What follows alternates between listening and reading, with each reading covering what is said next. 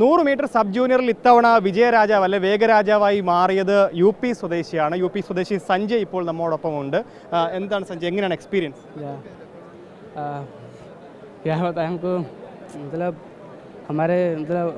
मेरा नाम संजय कुमार है और मेरे कोच आनंदू सर है।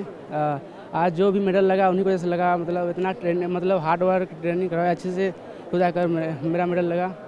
और फिर स्टेट में मेडल मेरा मतलब गोल्ड लगा। खुश तो है बट बेस्ट टाइम नहीं लगा, बट नेक्स्ट बार अच्छी करेंगे नेशनल में। अब फिर क्या बोले, मेरे कोच आनंद सर उनसे पूछ लीजिए कुछ.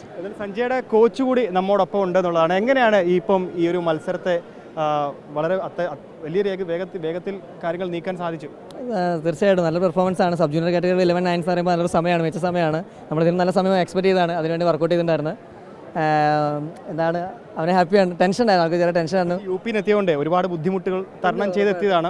പ്രത്യേകിച്ച് പറഞ്ഞു, കോച്ച് തന്നെ പറഞ്ഞു, വെള്ളപ്പൊക്കമൊക്കെ അതിജീവിച്ച് വന്ന ഒരാൾ കൂടെയാണ്. അതെ അതെ, ആദ്യം പറഞ്ഞാൽ ഇവർക്ക് പറഞ്ഞാൽ നമ്മുടെ നാട് പോലെയല്ല ഒരിക്കലും ഇവരുടെ.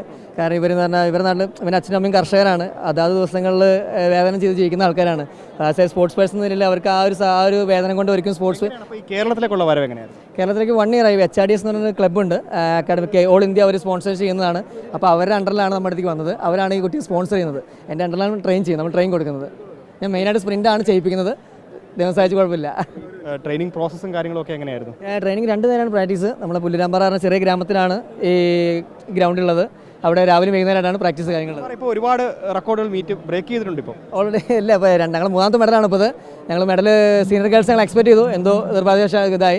ഇനി ഇതേ 200 മീറ്ററിൽ ഞങ്ങളുണ്ട്, ലോങ് ജമ്പിലുണ്ട്, നാളെ 100 ഹഡിലുണ്ട്. അതിലെല്ലാം ഞങ്ങൾ മെഡൽ പ്രതീക്ഷിക്കുന്നുണ്ട്. പുല്ലൂരമ്പാറ വീണ്ടും വിജയത്തിലേക്ക് തന്നെ മുൻപോട്ട് പോയിക്കൊണ്ടിരിക്കുകയാണ്. 1-2 മെഡലുകൾ ഇപ്പോൾ നിലവിൽ ഓൾറെഡി 3 മെഡലുകൾ നേടിയിട്ടുണ്ട്. എന്തായാലും വലിയ വിജയത്തിലേക്ക് തന്നെ കാര്യങ്ങൾ നീങ്ങുമെന്ന പ്രതീക്ഷ പുല്ലൂരമ്പാറയ്ക്കുണ്ട്.